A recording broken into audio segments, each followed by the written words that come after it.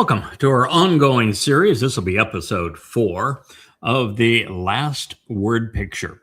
We are taking a very close and up personal examination of the final proverb, which in Hebrew is a mashal, and it means to paint pictures with words. And oh my, does this one have a beautiful portrait. It actually is the portrait of my beloved wife that is presented in this. And well, someone might say, well, that's a bit presumptuous, isn't it? No, it is not. We've already covered many proof texts to show that it is, in fact, of my wife. Our Wookiee here has just decided that he has not had his fill thus far of cappuccino. So we have a spoiled pooch.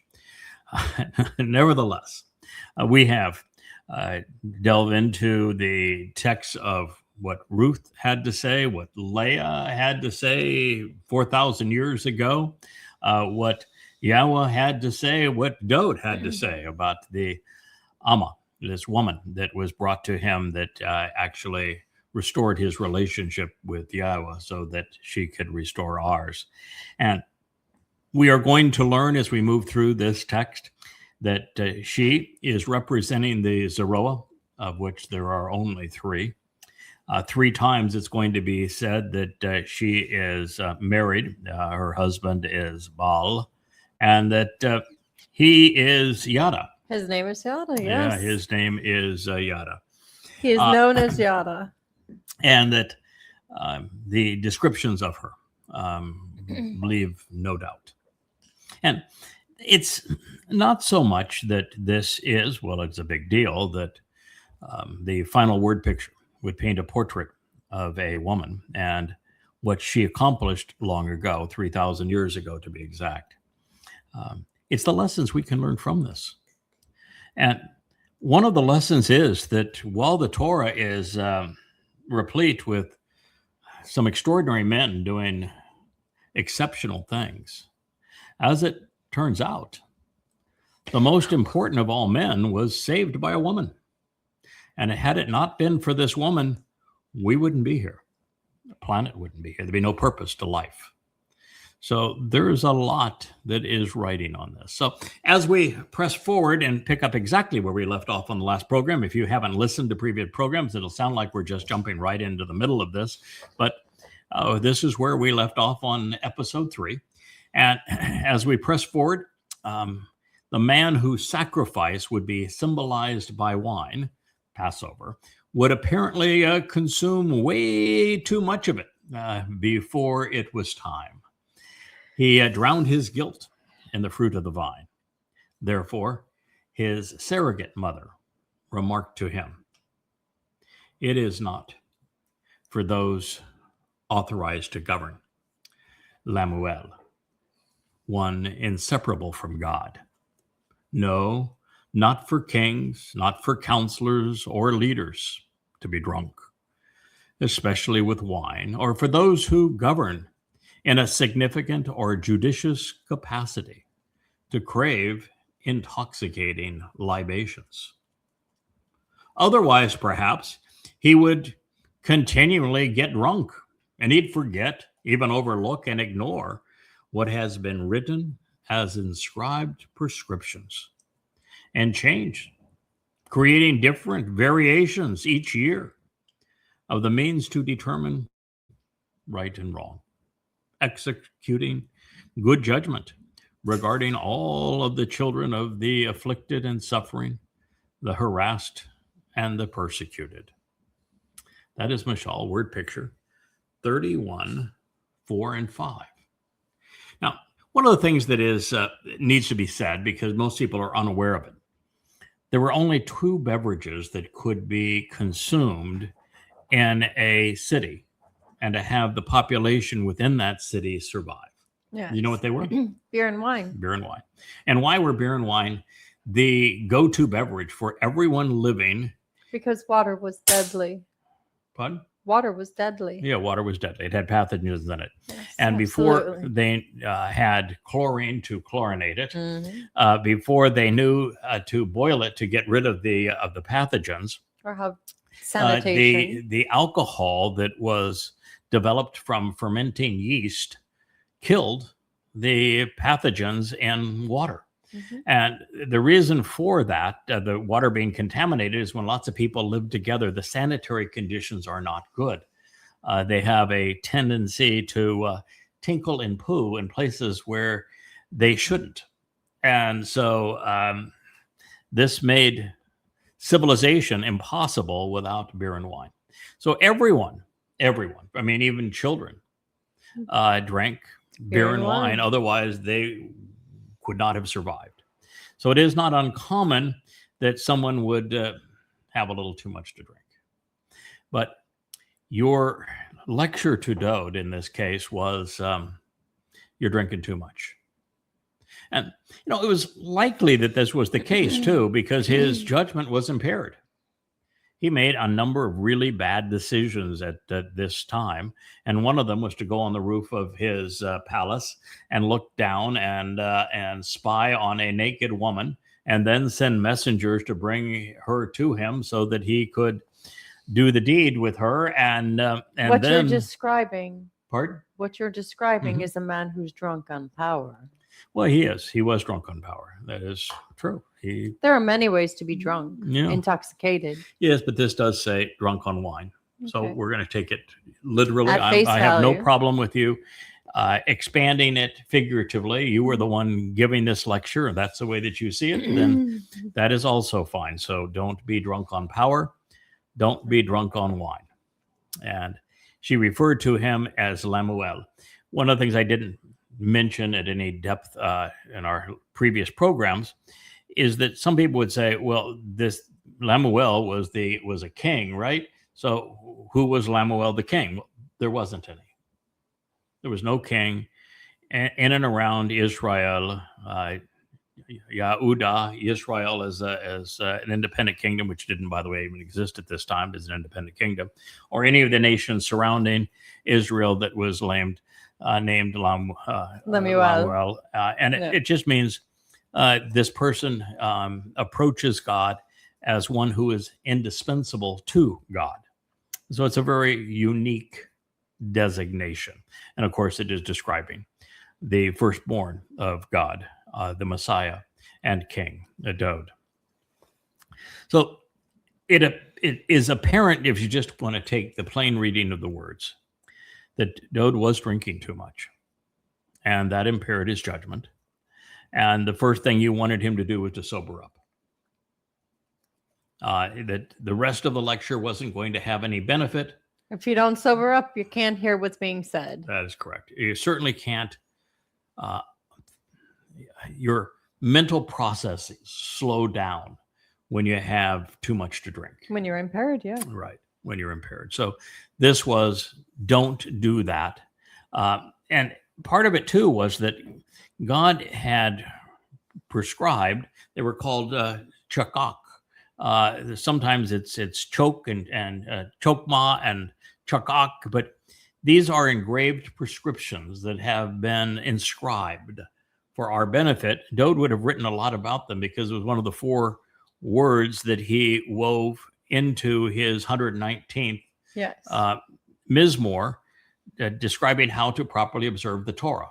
And so these are the written and inscribed prescriptions that have been etched in stone, if you will, without an eraser, that are important on how we're supposed to deal with people. And the instructions are for the king to properly deal with everyone that he is responsible for.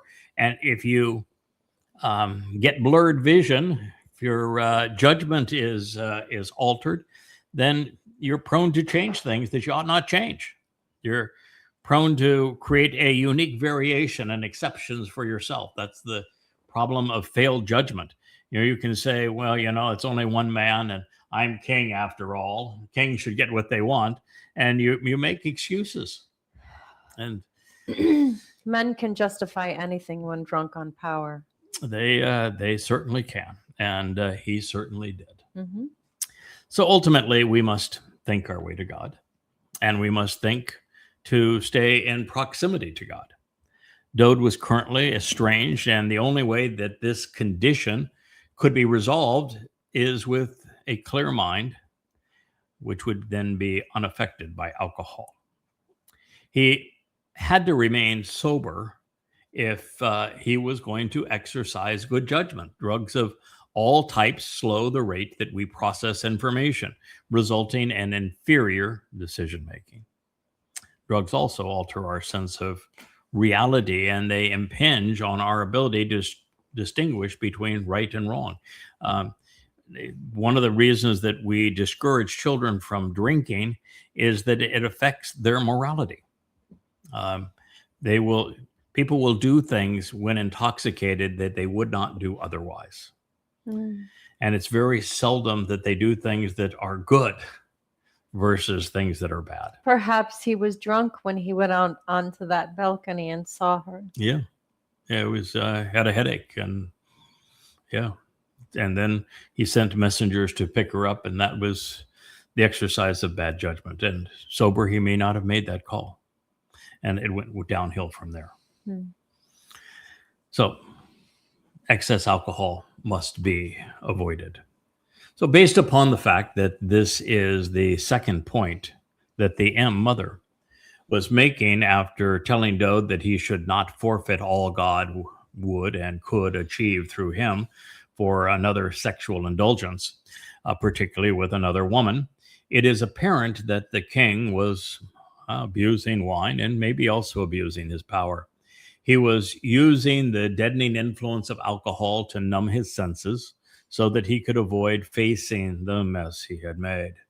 And that's what people use most drugs for. Most of them are an escape from reality. Alcohol is a drug. It's an escape from reality. He wasn't happy with his life at this point. Shouldn't have been. He made a mess of it. The only thing I disagree with is she's not just another woman. She is another man's wife. And not just another man's wife. He had already done that to at least two other women prior to this. She was an exceedingly good man's wife, a man who was absolutely part of the covenant, a man who was out defending Israel and treating his men with great respect. He was a very good man. His name even means the light of Yah. So we recognize that alcohol is consumed, as are all drugs, by people whose lives become unfulfilling and meaningless, to numb the pain, the anguish of another day, of a meaningless existence. And we need purpose to be productive. We need to think to thrive. Most people, of course, forfeit both, squandering everything in the process. Therefore, even back in time, Dode was told that this was wrong, indeed counterproductive. He could not stand and fly right until he put down the bottle and sobered up. Now, personally, this means something to me because I've long stated that drug abuse is not a function of supply. You can go fight a war on drugs all day long, and you will get absolutely nowhere. It's like prohibition. They'll actually start making it in the bathtub. You make it worse, not better, because drug abuse is not a function of supply. It's a function of demand. When there are cravings, others will always find a way to fulfill them. So to resolve the problem, we must re-engage people's minds and their bodies such that they are thoughtful and so that they're meaningfully employed. There should be no entitlements because it leads to dependency on many things, including drugs. Yes, no entitlements. That would be God's philosophy as well. We must think, we must work, or we cease to be human. This next statement is akin to letting the dead bury the deceased. Intoxication isn't wasted on those who are going nowhere and have nothing to live for because it numbs the pain. Why? Never beneficial, at least it is the least harmful approach. It precludes those who would otherwise be misleading and make mischief from doing something that at a cogent moment they might have been able to present an argument for their cause. So there is actually something to be gained if the most nefarious among us are incapacitated. And that's what you say next. So you can offer intoxicating beverages to the one who is already lost and dying, to the ones who have squandered their life, having wasted away, and wine to the embittered and disagreeable soul. He can habitually drink to the point of constant intoxication and simply forget, lose track of his impoverished state of incapacitation. And as a result, his meekness and ignorance will bother no one. Mhm. And then his unpleasant and distressful situation will no longer be remembered. I know many men who fit that role explicitly. Mm-hmm. Who had really useless lives. And, for example, the sickest man in the world today, the most demonic and dangerous man in the world today is Donald Trump. Unfortunately, he doesn't drink. He does not drink. And so imagine he does all this sober as yes, can you imagine how Wow. much better it would be, is your advice? Yes. If he was A drunk as a skunk, because hanging out in the bar with some he'd be more floozy passive. women. Yeah, he'd be more passive. Yes, he would. And more self-indulgent as Mhm. opposed to so destructive. Mhm. So that's your advice. You're saying, listen, as a Let king, them you do have it. responsibilities. Let them who And drink. I want you to remember the prescription that Yahweh has etched in stone. I don't want you to change them because, well, his predecessor had. Shaul decided that he could alter Yahweh's Torah instructions, did so. God pulled his spirit from him. He became demon possessed and got his head handed to him. I said, bad, that is a bad way to go. Yeah. And so you don't want to do that. It was your No. advice. So if somebody's going to drink to excess, let it be those who are already squandering their lives, who Mhm. are useless and misleading, because it'll slow them down.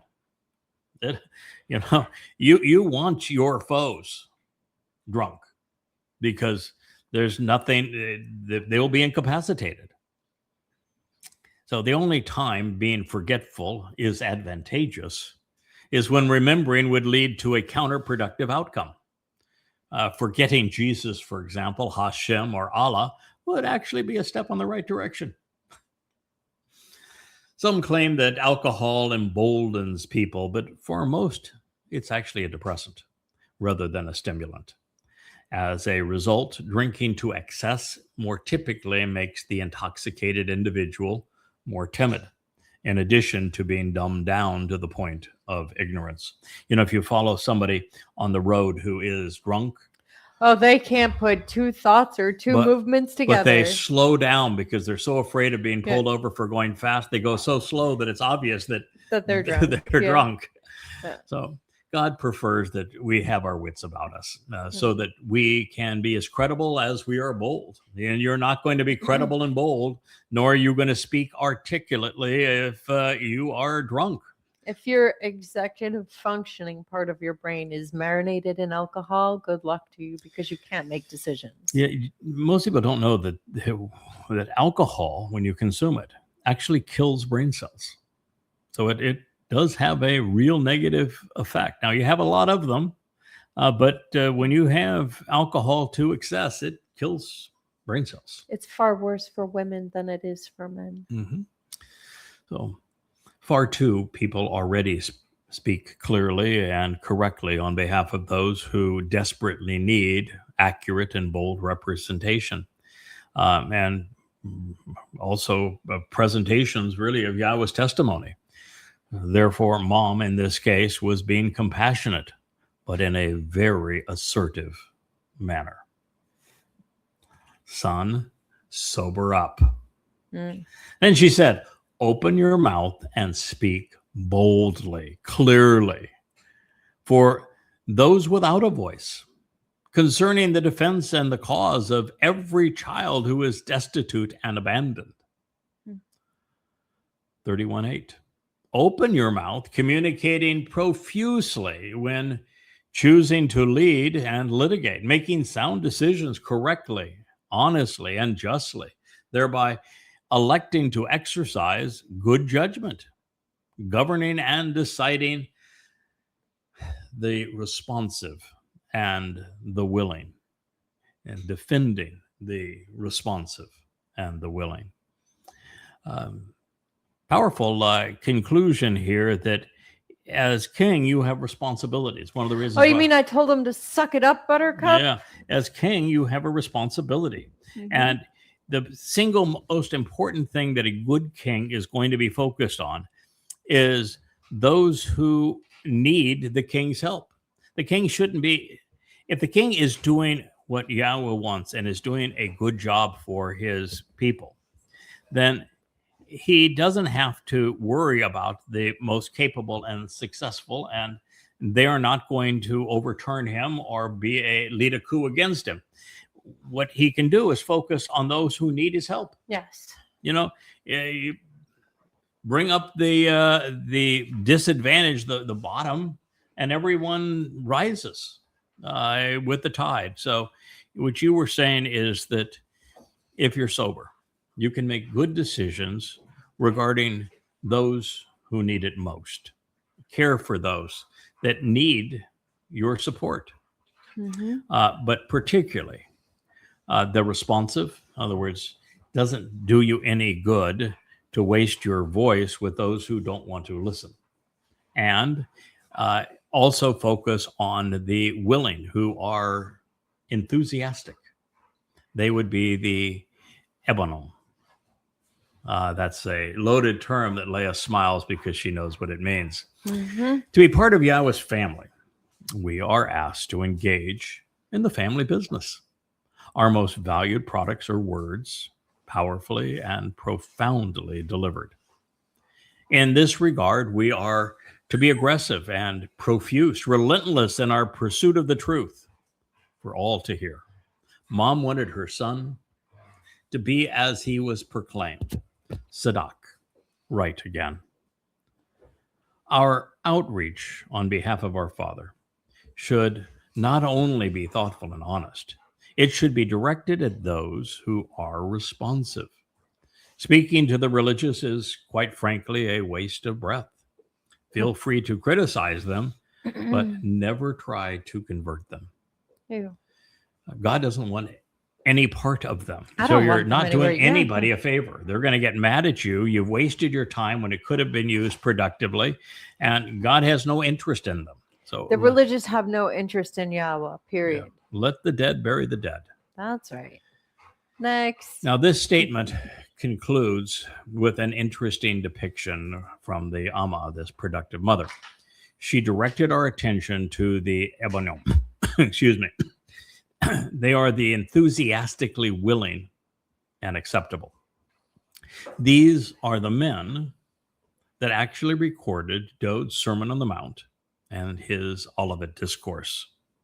Decidedly anti-Christian narratives that we wouldn't have access to today without them.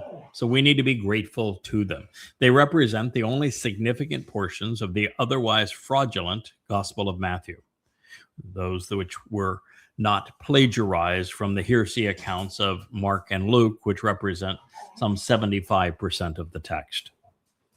But these insertions from the ebonom are genuinely a gift to us. Otherwise, we wouldn't have any contemporaneous statements of Dode when he fulfilled Pesach, Matzah, and Bakorim, other than his own eyewitness in the 22nd and 88th Mizmor.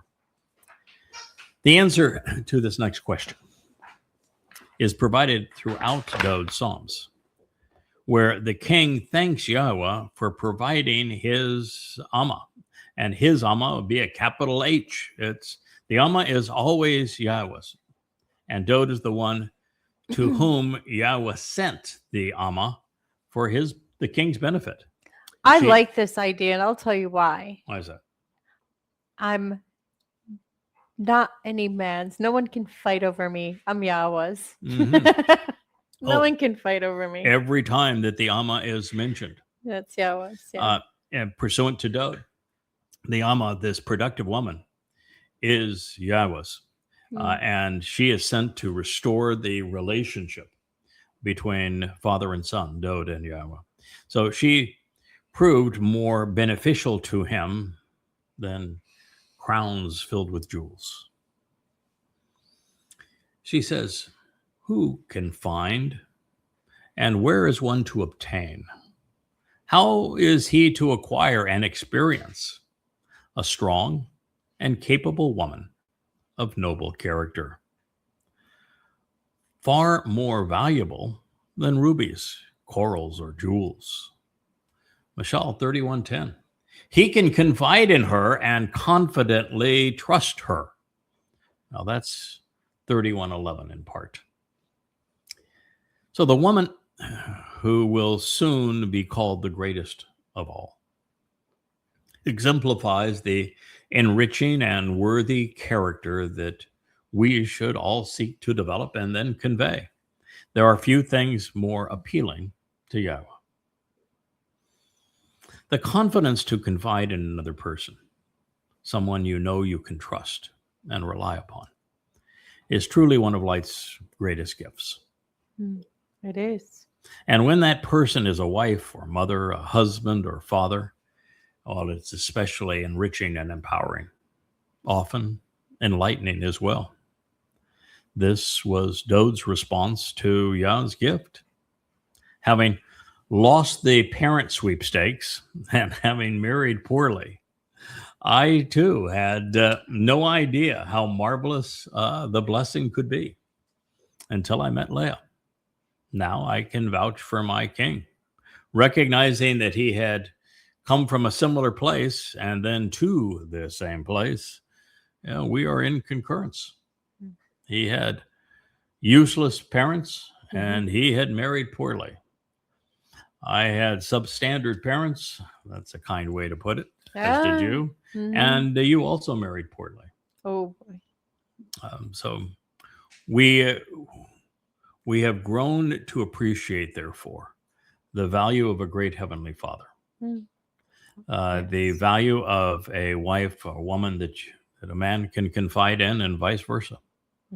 You don't have a comprehensive appreciation for some of these things unless you have suffered otherwise. I think it's one of the things, Leah, that is essential to conveying Yahweh's message. You have to have empathy. You have to recognize how frustrated he has been with us. And then you also need to be sober in your assessment of our families, because most families are broken on multiple levels. They're fractured between siblings, between parents, between husbands and wives, cousins, aunties, it doesn't matter, in every direction. Every possible direction. And it's the majority of them that are fractured on multiple levels. And by comparison, the covenant family is designed to be supportive and nurturing and enlightening and helpful. We have experienced those who don't belong, and they have been just like the earthly family. And again, disastrous. You need this, because without it, there isn't the appreciation for how much better God is offering us than what we do for ourselves. Well, without adversarial matters, you can't grow. And growing is part of what Yahweh promised we'd do. Yes. So, speaking of being in agreement, by revealing how marvelous trust is for us between people, especially with those closest to us, those who love us, Yahweh is revealing what he wants from us, I think, in these words, and what he has to offer us. Well, this is the very objective of our existence. It's the reason God created us in the first place. To have somebody he could confide in, he could trust, he could rely upon, someone close to him that was out doing things with him. That if he turned his back, he wasn't worried. That if they made a mistake, he knew they would figure it out and we would grow from it. That weren't going to make a bad situation worse. That weren't going to try to cheat him or themselves. This is what God's looking for. Yeah, I think it's the antidote to apathetic Adam. The Yes. opposite to apathy is attention, discernment. Yeah. Dode had become far too much like Adam. Mm. His wives were far too much like YAHOWAH. Mm-hmm. The purpose of this final word picture is to provide a contrast. In it, there is the testimony of a wife and her husband, a mother, and a human father. And they are the antithesis of Adam Mm-hmm. and YAHOWAH. YAHOWAH. Yeah. They listen to God. They respect who he is. And Shishamar They Torah. think about what he has to say. They are responsive. They engage. They're willing to put it all on the line. And when they stumble and fall, which they have, it builds their character. It makes them more trustworthy and reliable because they have corrected their mistakes. They have grown from them. They have learned from them, which puts them in a position to have this kind of a talking to Dode, the great king of Yisrael. And it's only the confidence of having stumbled and fallen and seen someone else now doing so after you have recovered that puts you in a position where you can do this.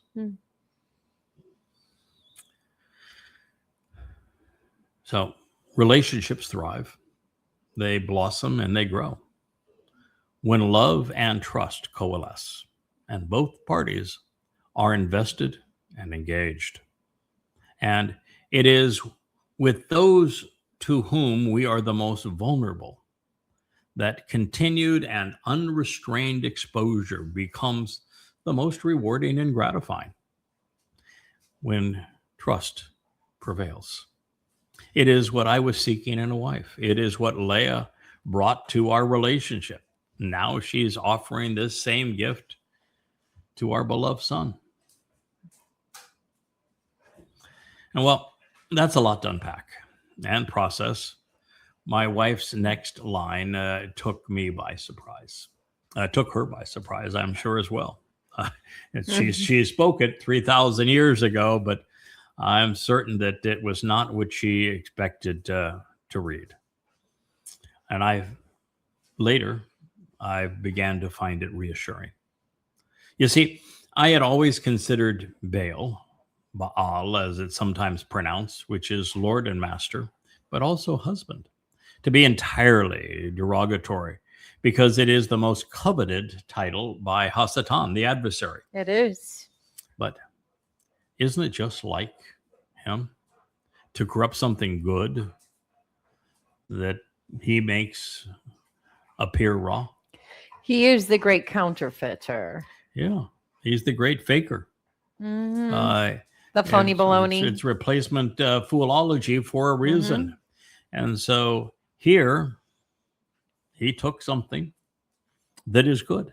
That is important, actually. Yeah, this is a strong, a particularly strong husband that, and a wife that is, by her choice, has chosen to be subject to him. I mean, this is not God saying your husband will lord over you. This is a word that's used to depict the kind of marriage where the woman is protected in an environment that is built and managed by a very strong man, and that she has grown comfortable surrendering in this regard, because it is, well, for those that have not thought this through, it's actually the greatest of all signs of trust,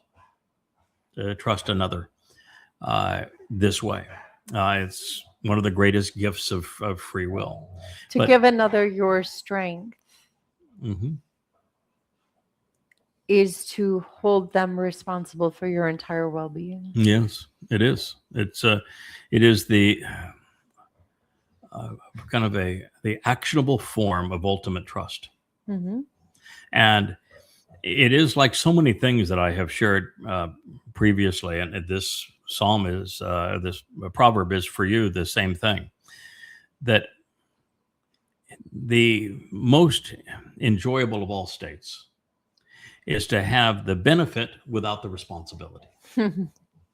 Sure. Being given the responsibility is that's a lot of work, and it makes a person a target. Sure. It means they have to perform. Sure. That's why I was so much happier in doing YAHOWAH as Yada, as somebody who was seeking to know but was anonymous. And that when God said, no, we're not going to do it that way because that's not the way I do it. And we said, okay, we're going to go where the words lead. And then he had hundreds of titles and probably 1,000 depictions. You realize that with that goes tremendous responsibility, and you get a target on your head, and it becomes far less comfortable. Now you have sure benefits, but you also have responsibility.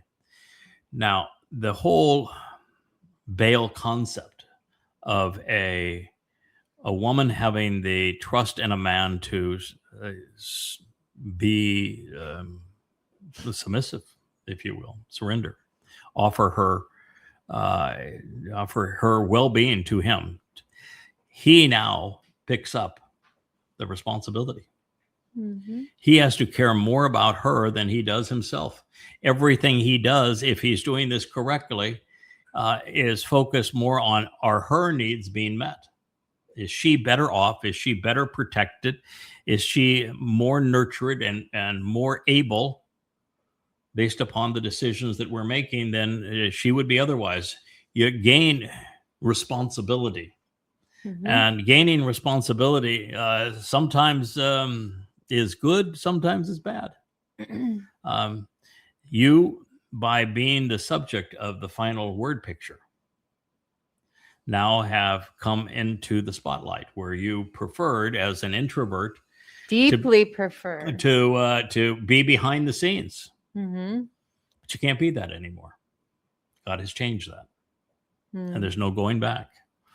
And it is not, well, the term ashar says that you are a blessing and a benefit. You are to others, but this is not a blessing and benefit to you. No. It's that you become a blessing and benefit to others. Yes. As the Amah. Because I can assure you, it does not feel like a blessing. Yes. As the Amah, the productive mother of YAHOWAH, you now have the responsibility for the covenant children. I've actually been playing the role of that responsibility for a very long time. Mm-hmm. But not the acknowledged responsibility. Mm-mm. The quiet responsibility. Mm-hmm. I'm going to do the best I can for them, and anything I contribute is better than somebody not doing it. Well, that ain't the case anymore, sweetheart. It's just like me. I began this thinking, I'm enjoying this. I'm devoted to it. I'm learning a lot. We've written a bunch of books and shared just a great bunch of information in this wonderful. Yeah. And then all of a sudden we read the story of the Choder, and you say, well, there's nobody else in all of human history that fits other than me. And then you read the story of the Nakar, and you go, oh my. And then you read about the Zeroah, and you go. And it just kept going on and on and on. Goodness. And what did I tell you? Suck it up, Buttercup. Yeah. Oh my. After a while, you go, okay, so we're not going to be anonymous anymore. God, do you have any idea what that's going to do to my life? Yeah. Because at this point, I have to be all in. I can never take at least until the job is done, I cannot take a vacation. No. I can't have any other interests. No. It's all no hobbies. It's all in every day, as much as a person can be committed to this. It's, I'm over 70 years old and I'm working 90-hour weeks. Yes. this is all in. And even that, my time is hugely augmented by your research and contributions, Rich doing the production of these programs, and so many other essential members of our team that are supportive of this. But I just want you to know that when this presentation makes it obvious that Leah is the mother who is addressing Dode in this circumstance, that this is not a grab for power for Miss Leah. The moment that it became obvious, it just tears in her eyes, because it's frightening, it's scary, it's overwhelming, because we know what happens every time attention is drawn to someone, particularly if it's by God. We know what happens. Oh yeah. Yeah. Look what happened to Abraham. Look what happened to Jacob, and look what happened to Moshe.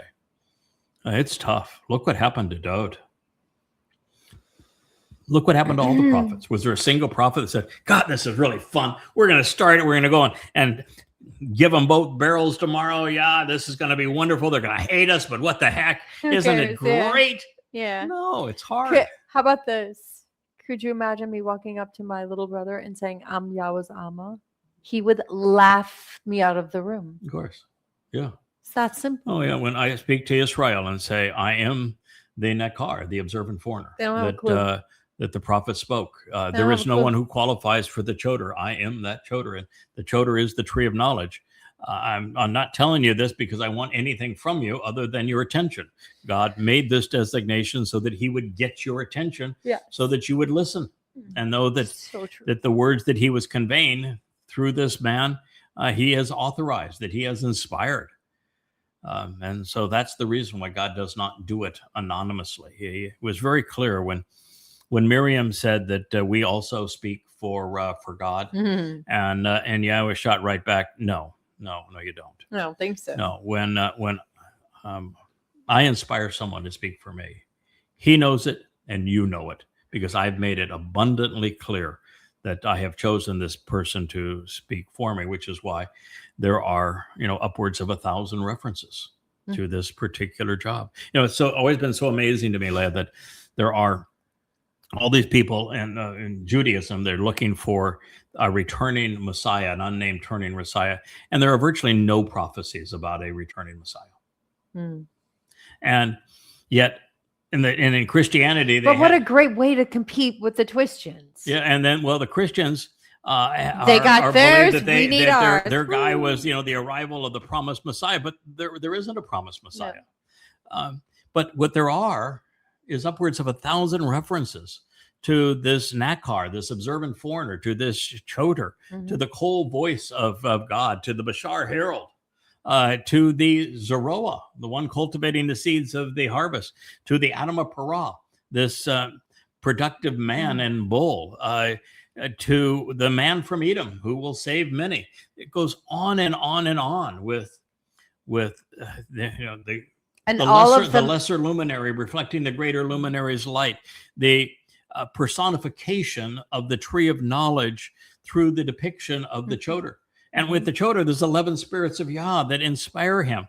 Yeah. And no one is looking for this, the most decisive individual ever.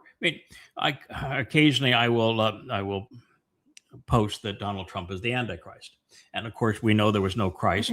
So you technically can't be an Antichrist. I use the term because it is the term that people can relate to the condition of Donald Trump. He is not only demon possessed, it's Satan himself who is residing within Trump.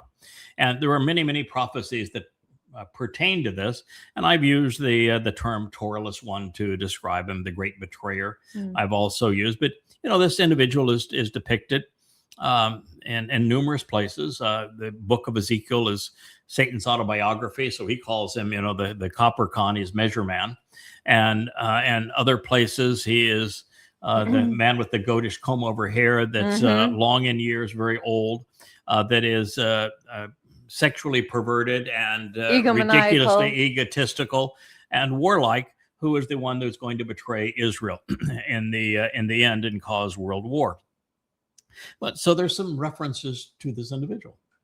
But by comparison, there's 1,000 times more references to the role that God has asked me to play. And yet when I tell people, listen, I'm not bragging here. I just want you to know that God wants to bring this to your attention because he would like to invite you to go to YAHOWAH.com and read the book of YAHOWAH, because he is speaking through me at this time to you.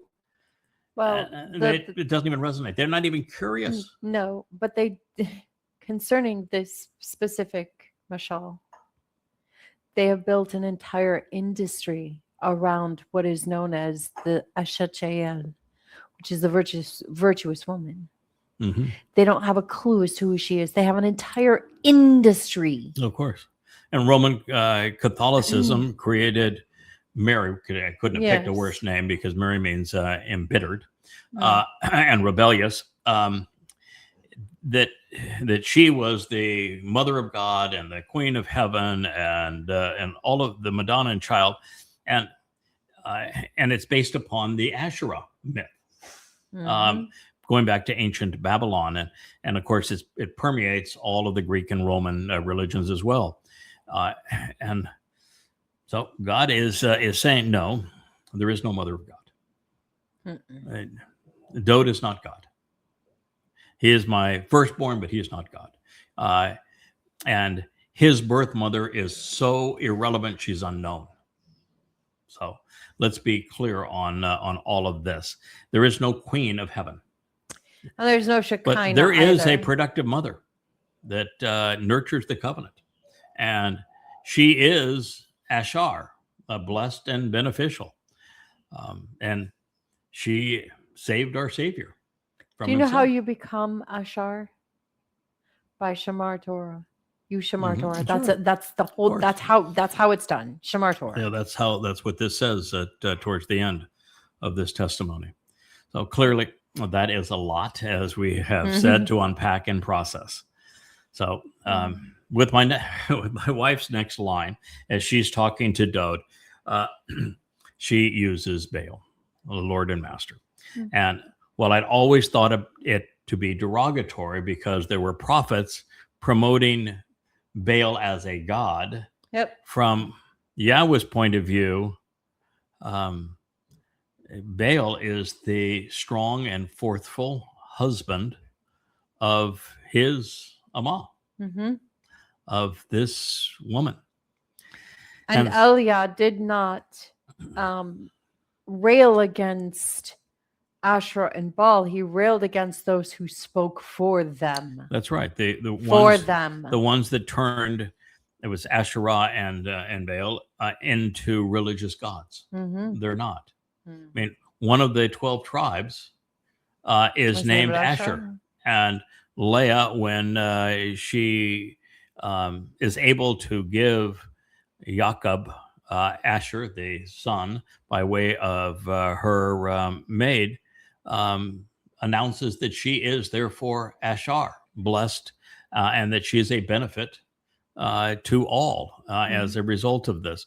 So it's a name that God cherishes, or he would not have allowed it to be used this way. Right. Leah is the mother of Yahud, of Jews, but it's celebrated in this way. Yeah, and one missing detail.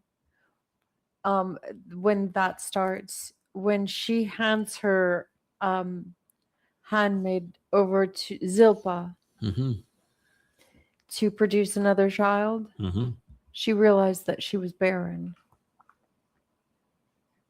Yes. Small detail. Yeah. At that point, she was barren. Yeah. There are, as you found, there are 6 women that are presented barren. Yes, 6 women.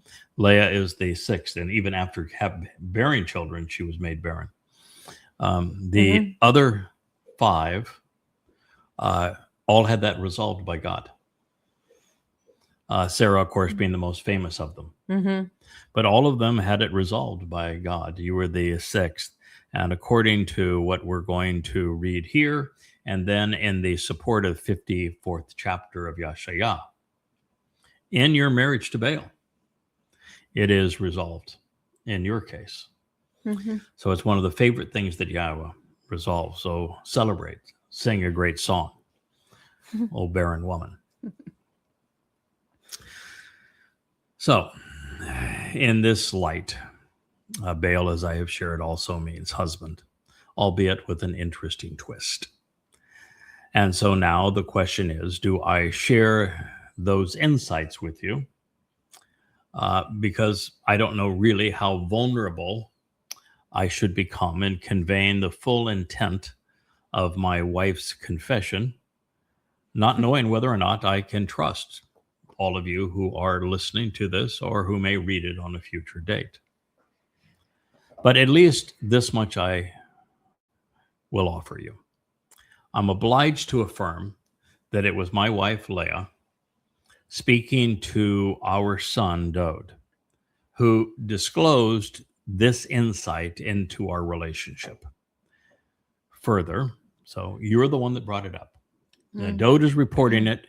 This is what he recalls of that narrative that you had with him. So in that way, we have to go where the words lead, because it was an inspired text. Further, as an inspired prophetic portrayal, Leah is a very strong, Oz is the Hebrew term, and Chokmah, intelligent woman, which is stated here in this last word picture. So this is not a weak woman that is submitting. This is an extremely strong and intelligent woman. She ran her own business, a luxury fashion label in a highly competitive sector where she was the chief stylist, fashion designer, procurement agent for the finest fabrics, lead seamstress, promoter, saleswoman, CEO, and CFO. Mm-hmm. Yep. She was a boss lady in a man's world. And it became worse when she finally was married because her first husband was a submissive man. Oh, yeah. Mm-hmm. That's not an attractive thing for a strong woman to be married to a submissive man. No. Doesn't work very well. So we hadn't been together more than a few days when the subject of role playing to keep the relationship exciting and fun arose. I had concluded that men just were never made to be monogamous. I considered everything I could study. I mean, I actually studied it, and plus, and given their proclivities, I had a tendency to agree with you. Yeah, and so my own experience and the experiments of others, and everything I read in the Torah, I just that men are not designed to be monogamous. So I said, let's come up with a way, because that is your preference, is for monogamy. So I said, I have an idea. If I'm going to have one woman, let's have that one woman be many women, and role playing, fun. Turning romance into something that is fun. Yes, I think your favorite game is Sexitary. Yeah, well, of course. And you were the best ever. I will never forget those moments. I wasn't going to go there, but thank you for reminding me. You're welcome. It brings a smile to my face. I will tell you that. Always does. Uh-huh. It can take more than a glass of wine, though, for me to share that story. Okay. So anyway, we talk about having fun with role playing, and we decided that on occasion we would experience and experiment with Baal Isha. Mm-hmm. And she pursued it with a passion. You did. Mm-hmm. And you were the one, when I said, that might be fun. And she said, yeah, let's do that. Okay. And you found great comfort and joy in being able to surrender to a man that you now trusted completely. Even at first it was difficult because I said to myself in haste that all men were liars, and I was pretty sure of it. And then you came along, and It did take a little while for me to open up, but yes, when I was there, I learned that I could trust you. Yes.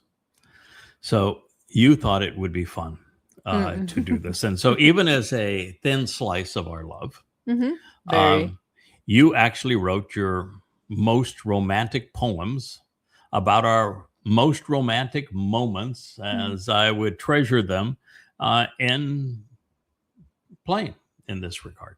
Now, I understand that if that is more than many of those listening wanted to hear, but it is your confession. You made it 3,000 years ago. Dode recorded it. I'm just coming up to speed with it. These are Love your is words. love. Yeah, these are your words, and they love is love. I grew up in that era. Love is love. Yeah, love is love. They provide That's a right. marvelous window into loving relationships with spouses and with our God.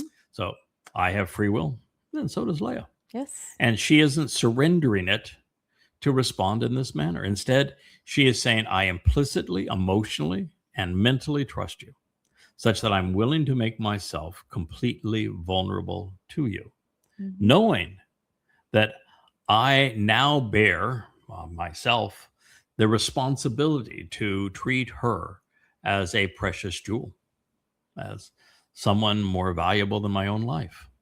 Now, there's no life and death kind of thing here, but there is in terms of the sense of if you drop the ball, I'm walking. Yeah, it's just that easy. If you blow it, you've ruined the relationship. Yes. Right? Yeah. So you only have one chance to blow it here. You have to be cautious, completely trustworthy in this regard. Sure. Yeah, I recall we had one moment where you said, let's play, and then you got. I used the safe word. Yes. You got nervous, and we said, okay. Well, I was like, okay, no. That's it. Let's just hug, and we'll go off and we'll do something else. And it was marvelous, and you're very gracious about it. Yeah. So it's in those moments that she personifies love and our relationship soared. And it is her emotional strength and mental prowess that shines as she crowns her husband by the confidence that she places in him. And you were having this conversation with Dode. And you wanted to get his attention. You wanted to come right at him where he was currently struggling. No, I wanted to stick between the ribs and twist just a little. Right. So, Bathsheba may have submitted herself to you, but you didn't respond appropriately. Therefore, just as Dode's adoptive mother is revealing something enormously profound that we can apply to our own lives, we can also use it to enhance our relationship with God. How is he to find, obtain, and experience a strong and capable woman of noble character, who is enriching and virtuous, far more valuable than rubies, corals, or jewels? Well, he can confide in her, and he can confidently trust her, relying on her even during missteps, and still feel safe. So in the judgment and desire, in the mind and heart, even in the thoughts of emotions of her husband, of her Baal, Lord and Master, he never lacks for anything. He never ceases to prosper. He never stops benefiting. And he is never deprived, such that he is not without what he needs to prevail, particularly regarding those things deemed most valuable. Proverbs 31, 10 and 11. So it's a lesson in life. Sometimes when we give of ourselves, we get the most in return. And in this case, when trust is exemplified, then neither party is ever left wanting. No one is ever deprived. No one is without what they need to prevail. And so what she is sharing is the kind of relationship that she thought would be best for him Mm-hmm. because it was the kind of relationship that was best for her. And that she knew that her husband was very much like him. They had very similar personalities. And Very similar problems. and approaching the husband-wife relationship this way, that since she had prospered with her husband, she thought that Dode would do the same if he chose a wife that could measure up to that standard, who was exceedingly bright, strong, and in exercising her free will would do so in a manner that was exceedingly helpful to him. I remember we had a young woman here who came out of a terrible religious cult. Was abused terribly. And we tried to serve as mother and father for her and as grandparents to her daughter. And there came a time after we'd been together for a couple of years where she wanted to go off. She had become infatuated with a man who had a decent income, and she thought maybe he could take care of her, and she wanted to have a child without the responsibility of having to raise the child alone. And she was then trying to paint this man in the romance novel style. And, he was going to be loyal and supportive to her. She was going to be the only woman in the world to him. She was going to live as the queen of his castle. And I just stopped her and I said, then it's going to fail. Yeah. Because what you're doing is you're projecting on him things that are unreal, and you're not giving to him the things that would make it real for you. Truly. So there's really nothing you can do here that is going to turn out well. And when I said that to her and tried to explain it in numerous different ways, as did you, she left, took her daughter away. And after all the time and all the meals and all of the investment, never spoke to us again. Never spoke to us again. Yeah, this is something that I've done with several women along the way, especially college educated women specifically in the literary arts, is this idea of romanticism. You have to kill it. It is so detrimental, and it's almost like a mental illness. The religious interpretation of romanticism, awful, and the way that a religious marriage ought to play out. Magical thinking is hopelessly broken, and it's magical thinking. It's not even it's magical nightmare. Yeah, and it always devours itself. Yeah, because it isn't realistic. Yeah, and so in this case, we happened to have her brother over for it was our anniversary party. Yes, and her brother's just such an interesting fellow. He is one of my very favorite fellows, and another strong man. Exceedingly strong man, creative, really a gifted man, brilliant. And so I asked him. I said, we haven't heard for a while, and we explained to him our goal with your sister was to be mother and father, to role play mother and father, so that she got the kind of counsel and support that she needed, and that we worked as grandparents to her daughter. And we had this conversation about that she had unrealistic expectations with a man, and we thought that it was going to turn out very badly for her if she pursued that. And she just left, and we didn't hear from her again. How did it turn out? She has two children. His response was unbelievably awful. Everything that could go wrong has gone wrong.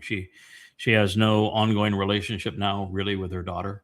She's now in a bad situation because he's terrible, and she has two trapped. more children by him now, and she's trapped.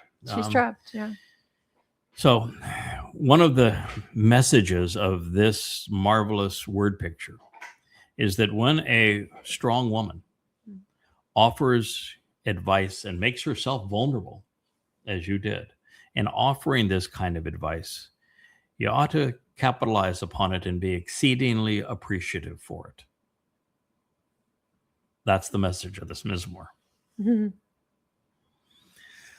So strength of character is the catalyst for all of this. Trust is essential. When they are present, there are no limits to what we can achieve. Under such circumstances, our missteps become the stepping stones of progress. A mistake is an opportunity to learn and grow. We may stumble, but under these circumstances, we do not fall. When we hold one another's hands, we are tangibly supported and strengthened. We know that we are not alone. Life is better when shared. And thereupon is also the explanation for creation. It is. It's the recipe for a perfect marriage. It is. And it is the very menu that God has laid out for us for a loving and productive relationship with Him. Mm-hmm. Under such circumstances, our missteps become stepping stones to progress. And growth. A mistake is an opportunity to learn and grow. Mm-hmm. We may stumble, but we do not fall. When we hold one another's hand, we are tangibly supported and strengthened. We know that we are not alone. Life is better when shared. And therein is the explanation for marriage and creation. And family. Mm-hmm. Now, these are the things that our king, David, had not experienced. Not from another person, ever. Because his parents had all but abandoned him. And of course, he married poorly. And so Leah is telling Dode that this was the missing ingredient in his life. She was not only revealing that we, as surrogate parents, would provide for this man, but she was also affirming that if he were to trust Yahweh to help him recover from his current predicament, from his poor judgment regarding a woman that had been caused by him, that he would never lack for anything going forward. And God even affirms this. If he had asked me for anything, I would have given it to him. Yep. He would not only succeed fulfilling his destiny, God would fulfill his heart's desire along the way. Yep. Now, I did share this in our last program, maybe 2 programs ago, but I want to repeat it. Leah did not go back in time to meet with Dode. That would be impossible. Mm-hmm. You cannot go back in time and affect the past. No. It would rip the very nature of our universe to shreds. Mm-hmm. And I don't want to have to go into the science of all of that, but trust me when I say you cannot go back in time and interact. No. Ever. No. Leah's not going back in time. No. Leah is one of 2 people that we know God chose to interject throughout time. I made a mistake the other day and confused Enoch with Enosh. Enosh. Yeah. Yeah, and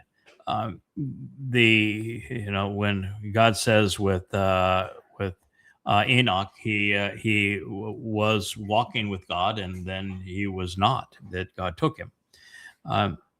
That name isn't based on Enosh, which means mortal. It's based on something far more valuable to the point that I was making.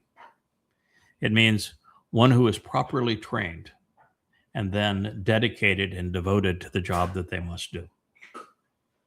And both of us are in that role. We have been trained by God to do this job, and we're devoted to it. And all you have to do is Shamar Torah. That's it. Well, that is the foundation of all of it. And what God has done here is that he created an environment where chaos can still reign. Oh, yeah. And he had to, otherwise there's no free will, or otherwise he would have predestined the outcome. And so there has to be fundamental chaos in the system. And therefore, there are many, many ways that God's plans could have unraveled, because when he caused the fall of man, it wasn't to man's detriment, but to man's benefit. because it was the only thing that gave humankind A second the chance. ability to have the kind of experiences where we could learn and grow and demonstrate that we were trustworthy, and we could ultimately be taken off this planet and given empowered bodies of light energy. So what God needed to do along the way is at very vulnerable moments, he needed to protect his interests. And I've shared that one of those, even using the term Amah, productive mother, was when a productive mother, Leah, was dispatched to make certain that Moshe's life was not only spared, but that he would be adopted within the Pharaoh's household, not because Pharaoh was good, he was awful, so that he could be exposed to the terrible nature of religion, of politics, of the caste economic system, of militarism. And he knew that the character of this man would ultimately rise to the occasion, and he would oppose those things. Yeah. But if Moshe had not been given that opportunity, if genocide had continued to be perpetrated against the Israelites, then the whole plan unravels. Yep. And so you were sent there to make certain that he ended up in the place that Yahweh wanted him for the whole play to continue to work out as it did. Another example is that Dode is the central figure of this whole story. Everything hinges, literally, the door swings to life and death based upon Dode's relationship with Yahweh and his willingness to do as it needed to be done to fulfill Pesach, Matzah, and Bakudim. Yep. And he fell off the wagon. He was a really, really bad boy. And God couldn't just look the other way and intervene and say, come on, boy, we'll work this out. No, but what he did is he sent his Amah.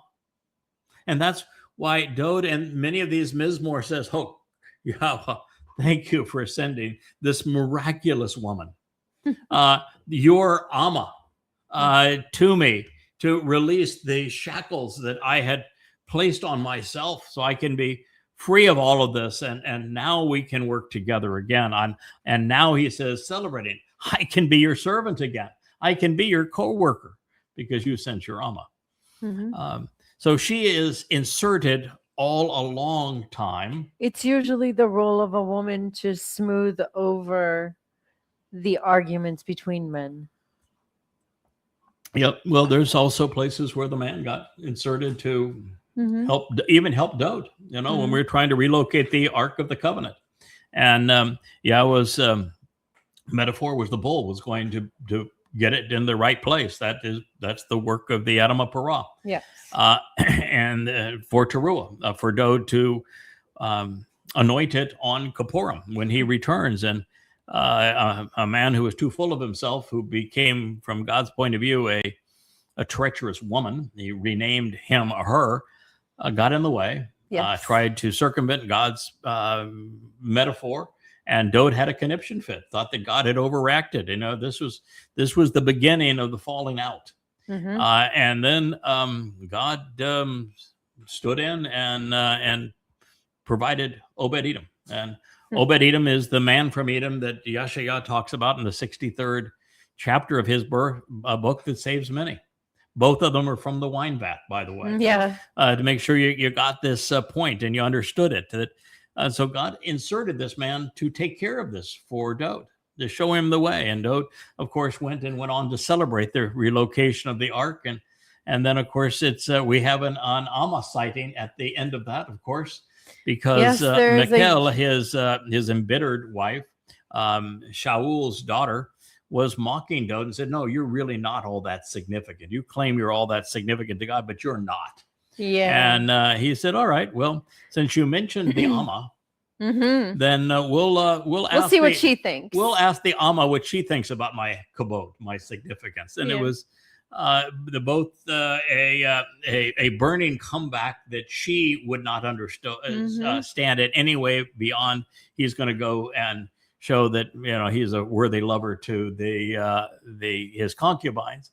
But for those in the know, No, what he was actually saying, Hmm. and the reason God said, that's my boy, is that the productive mother, the Amah, she's coming to me, and she's going to relish and Resolve the dispute. affirm my significance, my kabod. Mm-hmm. And resolve the dispute. And resolve my significance, by the way. Give my significance back to me is the ultimate gift. So my wife asks, in this case, is your relationship with YAHOWAH at this same level?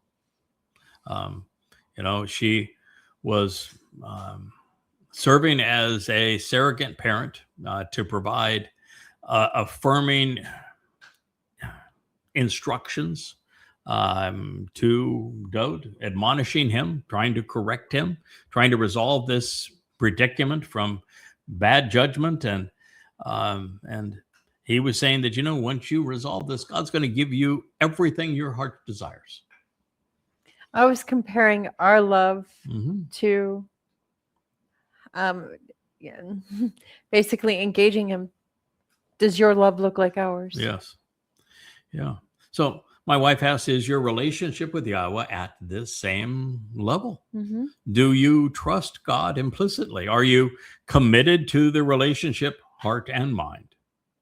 Has he been able to demonstrate through you that obstacles are opportunities, that mistakes serve to prove our mettle? Mm. When we submit our will to his, we are empowered, even enabled and emancipated. Remember that veil? Mm-hmm. The same situation with free will. The stronger we are, the more intelligent we are. And under those circumstances, when we submit our will to his, only good things happen. We're empowered, we're enriched, we're emancipated, we're loved, we're cared for, we're nurtured. Now, I view much of this as the synergistic expression of the explosive growth that is emblazoned in the famous formula, E equals mc squared. Mm.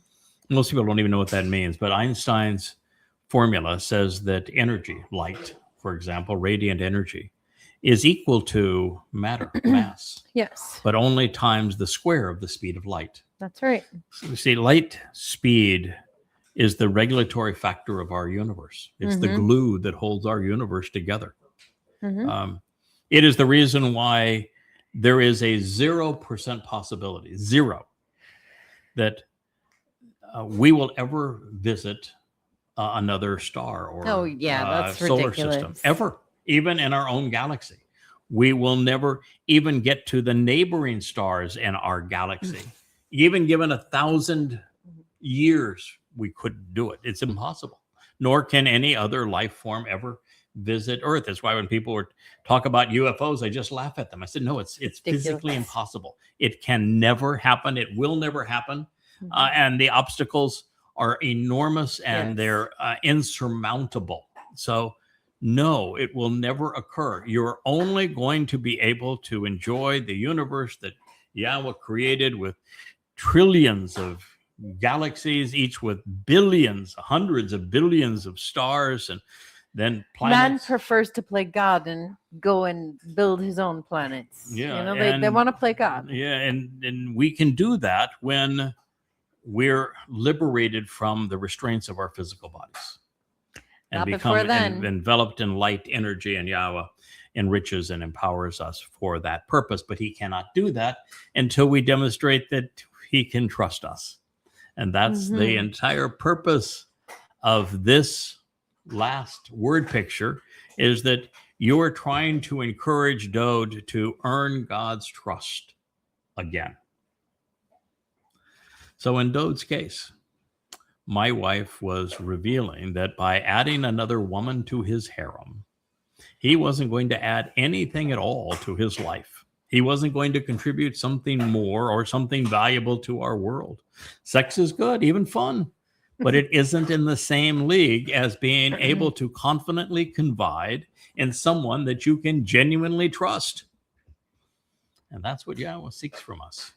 There are very few things more appealing to God or rewarding or beneficial then knowing he can confide in us and we can reciprocate by showing that we're trustworthy. In addition to all of this, Leah, of course, was resetting Yahweh's intent in Gan Eden. God wanted Adam to trust him in this same way and to benefit with the same result. And when that did not occur, YAHOWAH was conceived to complete and serve her man in this manner. So when that went horribly wrong, this exceptional Amah, this mother, reset the model that YAHOWAH had envisioned, and all in anticipation that Dode would start listening, responding, and engaging such that he would recapture God's trust. I think what you actually promised him was that you would curate a woman for him. That from the remnant of Yisrael, or from those who were part of the covenant family, that you would find him a wife, and that you would assure him that she was properly vetted, that he could trust her, that he could confide in her, and that he would find her, giving him everything that he needed to be a good and fair, just king. To be a better man. And to be a better man as a result. So ultimately, it wasn't so much that he had tripped over himself, that he had fallen, or that he couldn't get out of his own way and was making his situation worse. It was that YAHOWAH can be trusted to respond favorably when we confide in him, when we rely on him. And when we show him that we can be trusted in return, that we can learn from our mistakes. Therefore, Leah was resetting Eden halfway through the process, giving us the opportunity through this collaboration between YAHOWAH and Dode to re-enter the garden. A good woman, the one who is courageous and cerebral, is the power behind the throne. And this throne has been made by God. It's comprised of the mercy seat of the Ark of the Covenant. This is quite a throne. It is. Had YAHOWAH done as Leah is instructing, we would have remained privileged and prevailed in Eden. Adam would have been inspired to turn his life around, as YAHOWAH had hoped. He would have been off and exploring the universe and dimensions well beyond our own and enjoying our Creator's company. If only. If only. So I like to convey what follows as there is no limit to what we can achieve when we're willing to share credit for what we accomplish. Leah went one step further, one step beyond, suggesting that the one who serves to make progress and productivity possible. She is the enabler.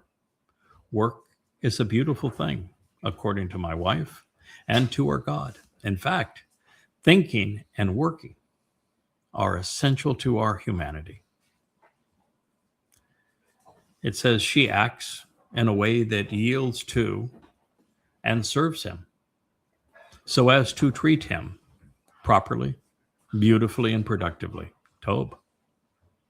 Beneficially in a good, generous, and pleasing way, and is never harmful, troubling, or disagreeable, or hindersome. She is not raw. Ever heard of Tob and Ra? When are Tob and Ra brought together? When are they brought together? Yes, the tree of the knowledge of Tob and Ra. Yes, the knowledge of good and All evil. of the days of her life. Che, what is the relationship between those trees? One is The tree of life. Chayim. All of the days of life. And that what you're offering is to be the Tob side of that equation and never indulging in the Ra. And the result is life. Life is good. Yeah, a good place for us to end this program. We've gone just shy of an hour and 30 minutes. I promised we wouldn't go much over an hour or so. And we have the opportunity to pick this up tomorrow. It's Friday tomorrow, correct? Absolutely. Family hour tomorrow. And I know that everyone that is part of our broadcast team on Friday is looking forward to having Leah there in the hot seat and us boys pursuing this marvelous Mizmor. We're at 31:12. There are 31 statements that are in it all total, and they ramp up with a considerable power. Dode is saying, okay, this was good. This was another thing. It's really good. This is great. This is tremendous. This is wonderful. And then wham, this is the best ever. There is nothing that could ever be compared to the M mother that provided the greatest gift of all. She resolved the fractured relationship between the ultimate father and ultimate son. Well, I end this whole discussion by saying that we read in YAHOWAH, Isaiah 9, that God gave his son to us. Well, there was a woman who gift wrapped him first and adorned him for success, making that gift possible. Imagine that. Imagine that. Well, I thank you all for listening. It's been a wonderful trip down memory lane and so many life lessons and this beautiful word picture, the last Mashal, Proverb 31. We'll talk to you tomorrow. Good evening.